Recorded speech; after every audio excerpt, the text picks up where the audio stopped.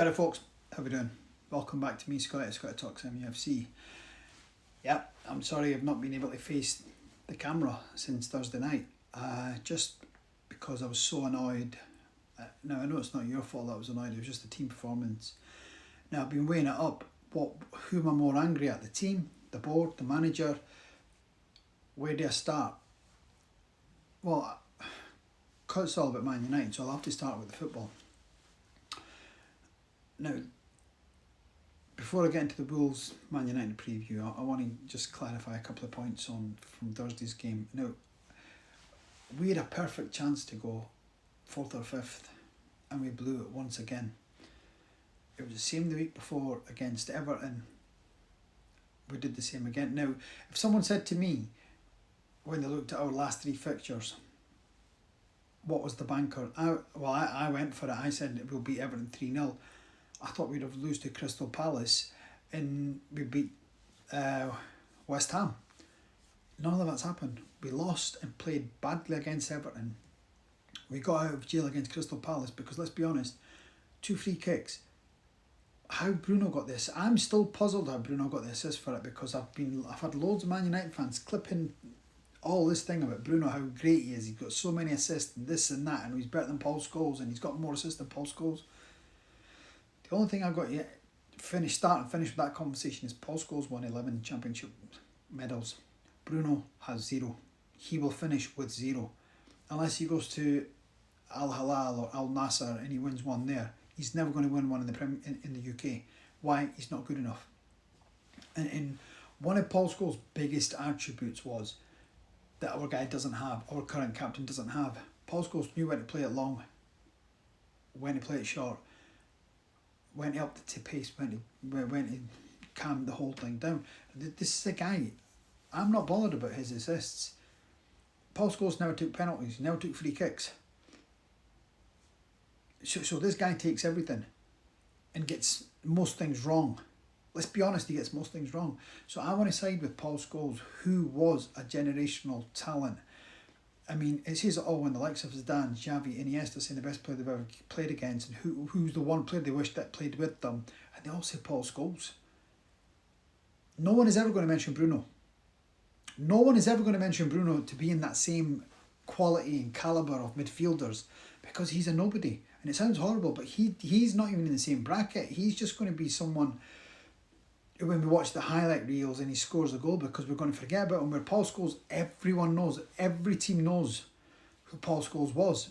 In everyone, like, I see him on loads of things at the moment, and he just talks and everyone listens. Everyone listens. When our captain talks, he drives people crazy, especially United fans, because it's always the same drivel. We Man United, we've got to do better. Well, show us. We're sick of hearing it. You've been at the club for 4 or 5 years and you the same nonsense week in, week out. For a start, you need to, I can't remember. Now, I was a season ticket back at Old Trafford back in the day. Now, I used to love going and watch Paul Scholes. I mean, I really did. Now, this is before he came a midfielder, like the ball playing midfielder he was. I'm talking about in the Keno days, when he used to be in it. 9 times out of 10, I always thought he was going to get the goal. So how he played, I wasn't bothered. I just knew he would have moments in the game that would win the game. And as he got older, he became a more rounded midfielder. When Michael Carrick came alongside to play with Paul Scholes, Paul Scholes was absolutely fantastic. His football, his brain, The beauty was he was playing alongside Michael Carrick, who just made everything look so simple. Scholes, I can't stop talking about it, but he's not going to fix the day, because obviously he's retired and we've got our current captain who keeps comparing himself to him, and pundits and media people keep comparing him to him, and they're not even in the same sentence. We should not talk about these two. They're 2 totally different players. One has won everything in the game multiple times, and one is Bruno Fernandes, and I think that's my conversation in there. Even on Thursday, he should have been hooked, but the manager bottles it because he just bottles it. He can't, and I think it's because he's captain, he bottles it because everyone else is subbed, but he's never subbed, or he'll come on for 4 minutes here and there. It's never a sub to impact the game. Now look at all the other clubs. Arsenal take off Odegaard, they take off Declan Rice, and they never moan. They just get on with the game. It's the manager's decision at the end of the day. But this guy, it's like he's bigger than the club, and this takes me back to the summer before the summer when Al Hilal came in with a bid of 120 million. If the manager had anything about him, he shouldn't have given that option to Bruno Fernandes. The gutless board should not have went hand on foot to Bruno Fernandes. They should have decided, right, we're taking that money, this guy's gone. Because he didn't go, he's hampered us. He's ruined the season. Our board are inept, absolutely inept. They got that wrong, not buying a midfielder in the summer market. They got that wrong. Now they're trying to shoehorn Bruno into a midfielder. What is Bruno? He's crap at number 10. He's even crapper in midfield. Everyone goes on about he's great at number 10, great, blah, blah, blah. If he was so great, why has every striker struggled since he's been at the club? I mean, I can't remember the last time our goals for was better than the goals against. In every game, God, against Crystal Palace, go back even further. In the first half, we had 0.01. That means we had only one shot on goal, and that was the free kick that the keeper saved. The whole game, the whole first half. I mean, I can't remember watching dross like this. It's just that. What did Bruno do in the game? Nothing. Please don't give me this that he took 2 free kicks. I could have taken these free kicks. Inept. Now right. If someone said to me from the last 3 games, give me your score prediction. Well, Everton was a home win. It's always a home win. So I said 3-0, got it wrong. I thought we were going to lose to Crystal Palace. We won that. It doesn't matter how we won it. Even though we got out of jail, we won it. And I thought West Ham at home was a home banker. A home banker. So from a possible 9 points, we got 4. That's less than half. Now, our record, I was just comparing, our record is worse than Nottingham Forest since Sean Dyche went there. And before Sean Dyche got the job, people were mocking Sean Dyche mocking him saying he should get the United job. Well, they can't do any worse. I mean, our manager, I'm putting it out there that he's in a 2-horse sack race with Slot.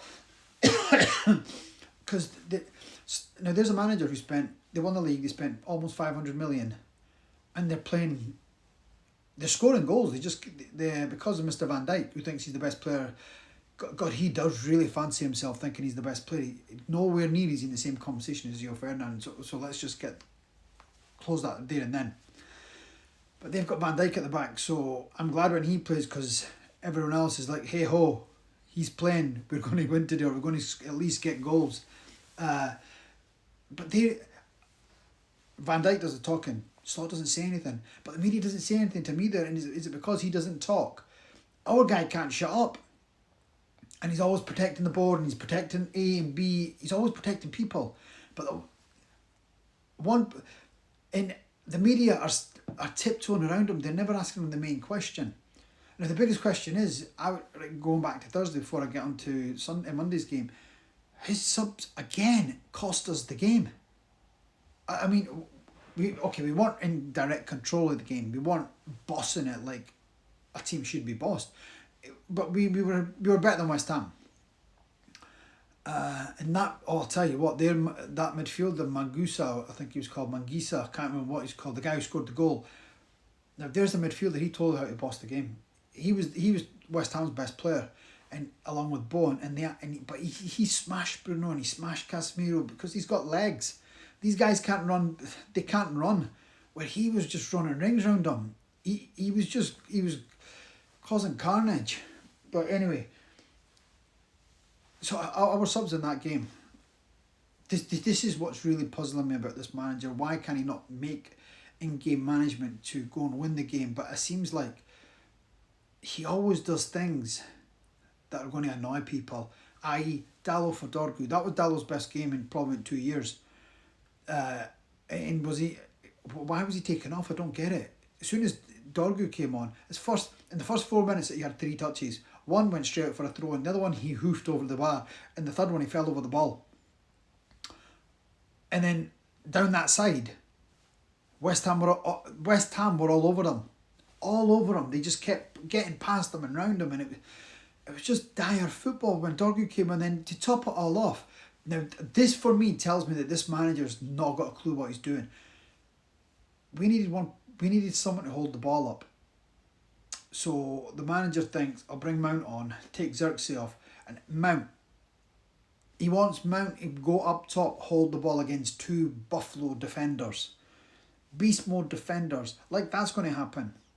Bruno's having a stinker in midfield, so he decides to put him up in the 10, the so-called 10. Do you know, and bring on Ugarte. Ugarte was awful. Ugarte is awful, not was awful, is awful. As soon as that January window opens, he needs to be kicked right out. Or open, shoved right out. Either way, or get the broom, whack, over the bar. Get him gone. He's never will be United standard. What did the board see in buying him? I mean, he wasn't cheap. He was like 50 million. Again, Xerxes about 35 million. There's 85 million on turgid players. That's one world-class midfielder. And we need three. We need three. And we're just wasting money away. I mean, the problem is, there's so much to talk about of Man United. And I said this, I only started this when we played. My first live show was, podcast thing was when Liverpool were going to Anfield. And my second one was about the Ineos and the ownership, how we have to get them out of our club. Now, I've had a chat from America who's following me now. And he's been liking some of my videos and he's commenting, so because he's from across the pond, I wanted to know what's the American United fans feeling about the ownership, and they are just as pissed off as we are. They are absolutely livid, saying get them out, get them out, get them out. No, so if that's how they feel in America, what about the rest of the world then? So the people in Africa, in Asia, in the Arab world, they must all be thinking the same as us United fans. Now, I'm sick of sitting on the fence, and I've never sat on the fence since I've come out and started doing all these podcasts. I want the owners gone, all of them, full sale. We need to come together. I've been saying it since I've started. We need to come together, and I'm hoping, I keep saying the same things and I'll say it again, I'm hoping someone clips me up and puts it out there that I want Sir Alex Ferguson to come out and say they have got to go. They have got to go. Now, Sir Alex, we love you. All us United fans love you, right? You were not in power. It was beyond your control for what's happened, because deep down you knew they were not good for business. Not today, not then. Now, if it was okay for you to accept that, you'd have taken the Sky bid in 1998, and you were the biggest. You and David Gill were so against that bid. Let's not even bring that into this.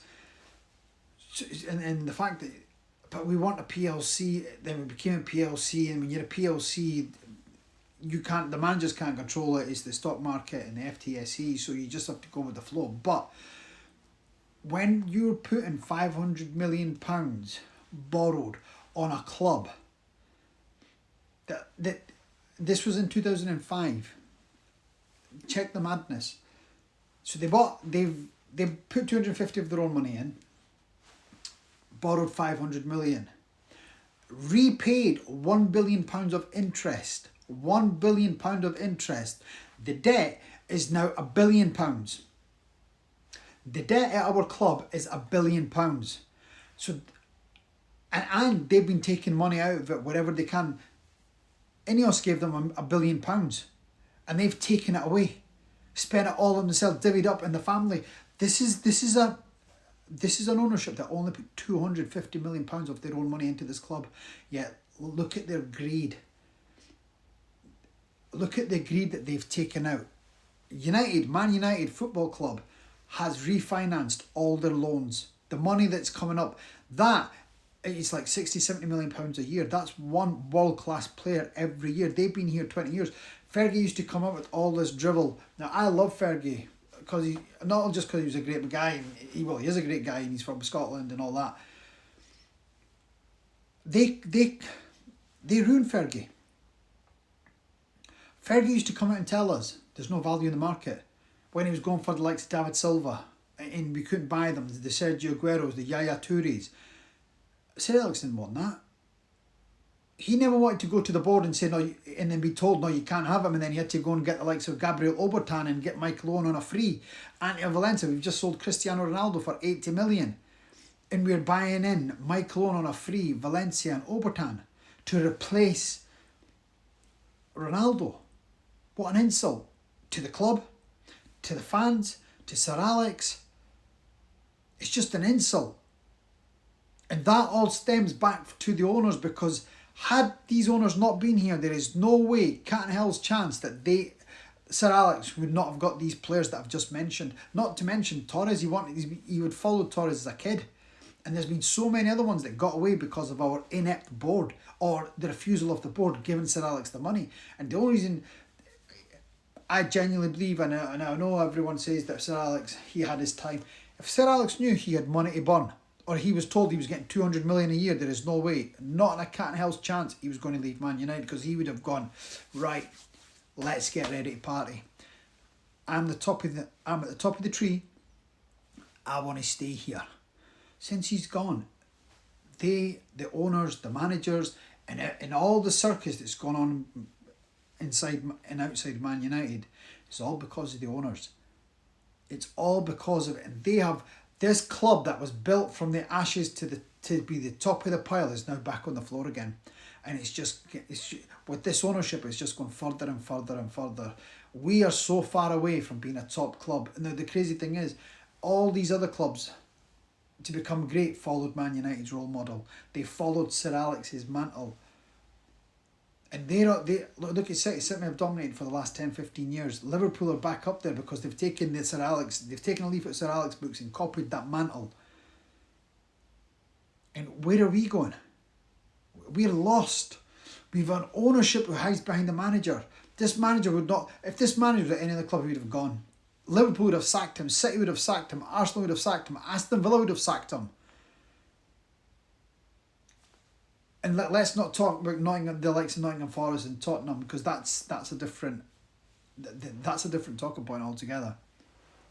So coming back to our manager, now I need everyone out there. Now I'm not the only one. We need all the fans together on this, because sitting on the fence and accepting it has got this to where it is. So we need to come together and vent our anger at the club, at the board. They're getting away with it. They're getting away with it. Any of us are getting away with it. We're accepting mediocre. It's not even mediocrity. It's worse than that. It's absolutely dross. It really is.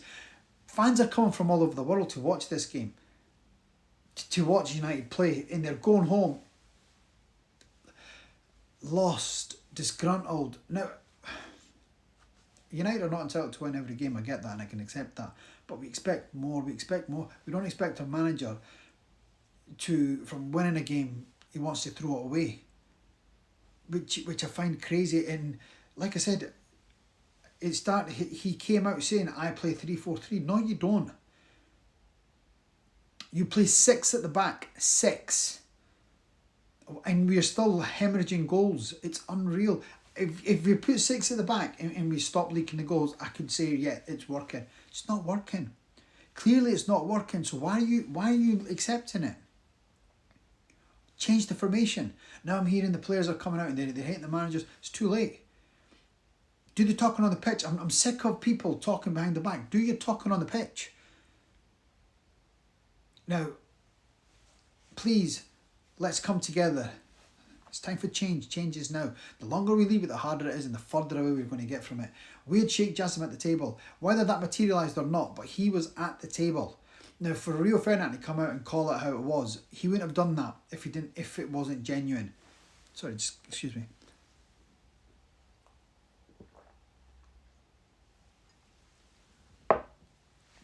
So that bid was there.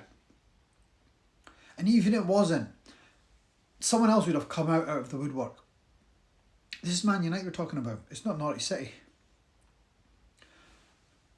Real people want to buy Man United, but it's because of the circus that they turned it. They can't even sell the club well. Not only they run it badly, they couldn't even sell it well. They've got to bed with Ineos now, and that's, well, everyone can see, it's for everyone to see what it's going like. Now, moving on, right, okay, that's my agenda with the board. Fans, let's come together, let's oust them once and for all. Let's do what Liverpool did. Liverpool got rid of Hicks and Gillett by not accepting mediocrity. So why are we are too nice, we are too kind, yet we are ploughing billions and billions of our hard-earned money into this football club that we're getting nothing in return for. So, to me, it's not fair. So let's get back. Let's start doing things the Man United way. We're Man United, and so far right now today we're only that in name, because everything else we are not following. And under this manager, this thing about United always having a youth in their team, this is going to go. This is going to go. And if this manager was to play youth, then why is Kobe not getting on? Shea Lacey's been on the bench? Why is he not getting any minutes? Shea Lacey should get a minute here or there, because we're lacking in depth. Now Ahmad and Bruno are off to the AFCON. Sorry, not Bruno. Brian. I can't pronounce his surname properly, so we'll call him Brian for ease. Brian and Ahmad are off to the AFCON. That leaves us to the bare bones. We're going to go to Wolves on Monday and give them their first win of the season. I just feel this coming. We're going to go there and give them their first win of the season. So if that does happen, irrespective of all the excuses the manager's going to say, and all the throwing teacups and anger and things like that, forget all that. If we lose on Monday, the manager's got to go. There's no coming back from this. There is absolutely... Do you know, the last time we played good football consistently was the 4 or 5 games Ruud van Nistelrooy had. Now, I would love to have him come back as an interim, because there's no one out there unless... Now, we need to get a manager from the Premier League, a proven manager from the Premier League. I don't want him because he was at Arsenal and now he's at Villa, and I don't think he's going to leave Villa, to be fair. Is he going to leave? Is he going to leave a club where he can get whatever he wants when he asks for it, pretty much? Our manager goes cap in hand to our board to buy players in January, and they give him this spiel, and it's just spiel. Absolutely spiel. There's a team, Emery went to his board last year, they had 4 strikers come at the end of January. What does that say? They listen to the manager, they get what he wants. And they missed out on Champions League on the last day of the season. The last day of the season. So that tells you what their manager is doing. And no one listens to our manager inside the club. He's just a shield. He's protecting... He's in front and the Glazers are here. They're hiding behind the wall and they're looking over to see, is there any flack coming towards them? Well, come Monday, if we lose, you're not going to get flack, you're going to get boulders. Absolutely boulders. It's going to be a public, I'm telling you, everyone's going to go to meltdown. It's going to be a meltdown. It's going to be Amaron out, Ineos out, Glazers out. The full mantra. And you deserve it. You absolutely deserve it. You got a guy, now I feel ashamed because he was my guy, I wanted them. But I've had some brothers who've educated me. They're saying, why would you go for a guy that's never played the United way? He plays his own formation, own formula, he's got his own system. And I never thought of that. But I thought this manager would, I thought this manager would have changed as he went along. Now, David Moyes lost at United because he made too many changes too quick in the back room and in his football and all that kind of stuff. This guy just refused to listen, refuses change. He knows the 6-3-1 is not working, but he refuses to change it. So for that alone, he's in big trouble. Like I said before, he would have been gone at any other club. So why? And the only reason he's still protected because he's protecting Ineos, the Glazers. As long as they're safe, he's safe. They're not going to oust the manager who's taking all they can. And that goes for Wilcox and Barada as well. They're all hiding. Because if anyone's taking the flak, it should be all of them. And they all need to go. This whole structure needs to get ripped up. thrown out. We need a clean start. Full sail and full sail only. Why can us United fans not see this and get behind this flipping operation, get rid of the management? Is he... Oh, right, Monday.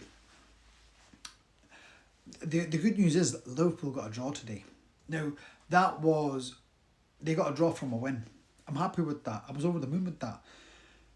Chelsea drew as well, so I'm happy with that as well. Arsenal lost. Now, where's all this? Anyway, let's not talk about them. Let's talk about our club. It's because it's always about Man United. Monday, we're away to Wolves.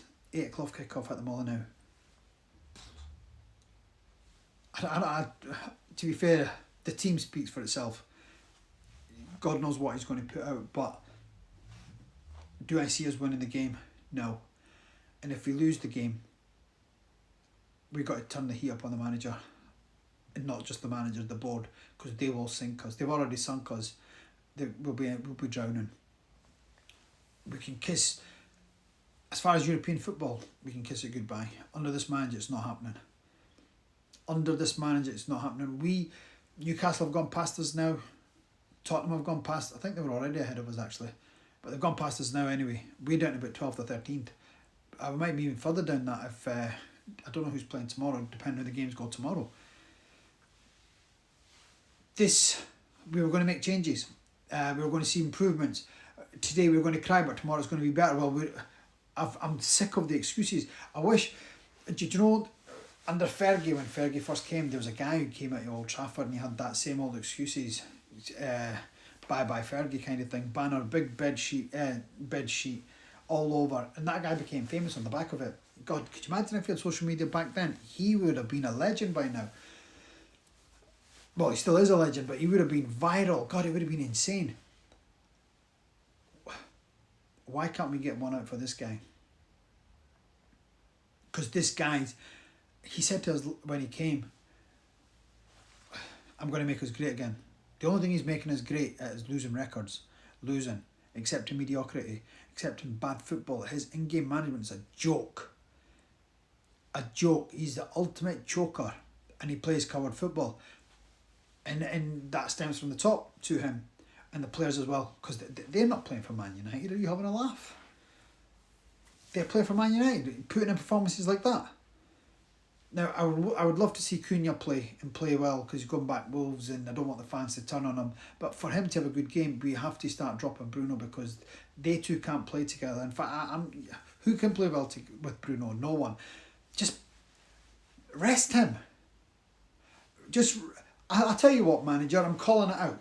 Why don't you give Bruno the Christmas off? Send him home.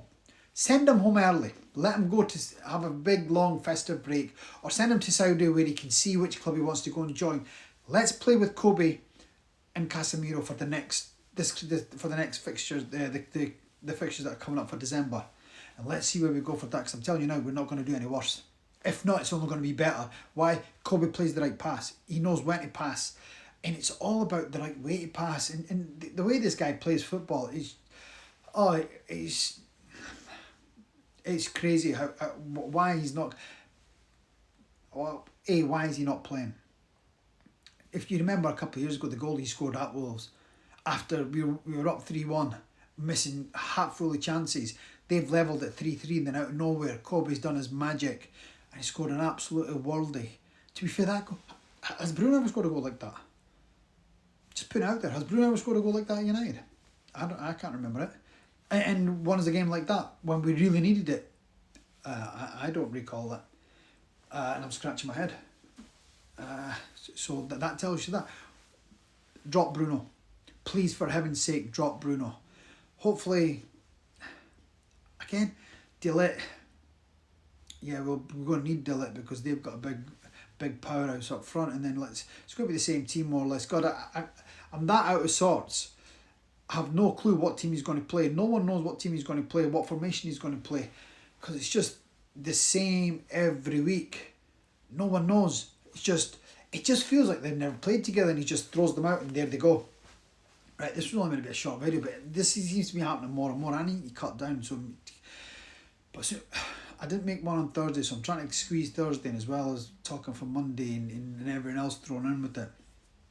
Right, on to Monday. Fingers crossed. We have some. It's a positive game, positive result.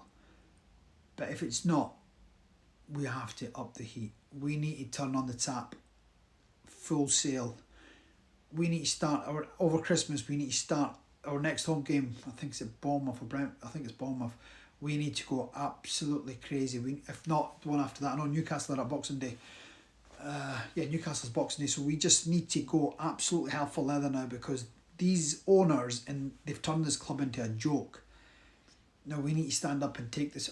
Let's stand up and be counted. Let's take this fight on. Yeah, let's take this fight and let's show what Man United's all about. It's us fans that have made this club, so it's only fair that we bring it back to where it needs to be. But we can only do that if we change it to people at the top. As soon as we topple them over, we're back. Until then, it's going to be more days like this, more nights like this, more seasons like this. Mediocrity. I tell you, we could be fighting relegation at this rate. Leeds were brilliant today. I watched clips of the Liverpool game. They absolutely they were lucky against Man City. They were absolutely lucky. To be fair, they got a penalty. Should have another penalty in that game. So that could have been 3-3 as well. But they really took it to Liverpool today. They beat Chelsea the other night. We've got them coming up shortly as well, and I'm fearing for us, if we lose to them, we lose on Monday, lose to them, we're in a relegation fight, and yet our board think we're going to get Champions League football. Cuckoos. Yep. That's enough for now. Everyone, have a fantastic weekend. I'll see you Monday night. Take care. God bless.